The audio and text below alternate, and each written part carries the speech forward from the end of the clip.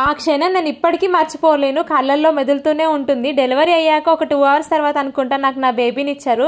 First time నేను నా బేబీని చూసినప్పుడు నాకు ఒకటే అనిపించింది, అయ్యో ఆడపిల్లగా అనవసరంగా పుట్టావమ్మా అని. ఎందుకంటే ప్రెసెంట్ జనరేషన్ లో బయట సిచ్యువేషన్ ఎలా ఉందో మనకు తెలుసు. అది కాక ఆడవాళ్ళుగా పుడితే మనం ఎన్ని కష్టాలు పడాలో ఎన్ని అనుభవించాలో మనకు తెలుసు. పెరిగి పెద్ద అయిన తర్వాత కూడా ఒక ఇంటికి వెళ్ళిన తర్వాత మనలాగే తను కూడా ఒక బిడ్డకి జన్మనివ్వాలి, ఇన్ని కష్టాలు పడాలి, ఇంత నరకయాతన అనుభవించాలి ఒక బిడ్డకి జన్మనివ్వడానికి. నువ్వు గనుక అబ్బాయిగా పుట్టుంటే ఇవన్నీ తప్పేవి కదా తల్లి అనిపించింది నా బిడ్డను చూసిన తర్వాత. ముందు నాకు అబ్బాయే పుడతాడని కాన్ఫిడెంట్ గా ఉన్నా, తర్వాత ఎందుకో కాన్ఫిడెన్స్ లెవెల్స్ కొంచెం తగ్గుతూ వచ్చాయి. ఎందుకనంటే మా తోటికోడల వాళ్ళకి 2 అబ్బాయిలు అనమాట.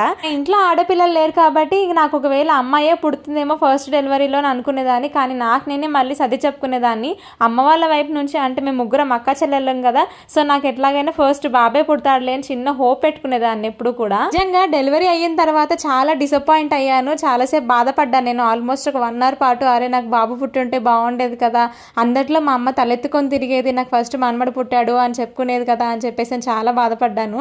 ఇంకా అప్పటికి మేము చాలా ఫైనాన్షియల్గా చాలా ప్రాబ్లమ్స్లో ఉన్నాం కదా. మా బావ కూడా కొంచెం అబ్బాయి పుడితే హ్యాపీగా ఫీల్ అయ్యేవాడేమో అనిపించింది. కానీ భోగభాగ్యాలు ఇచ్చే భోగి పండుగ నాడు మహాలక్ష్మి పుట్టిందని అందరూ అనేసరికి ఇంకా మనసుకైతే సర్ది చెప్పుకున్నాను నేను.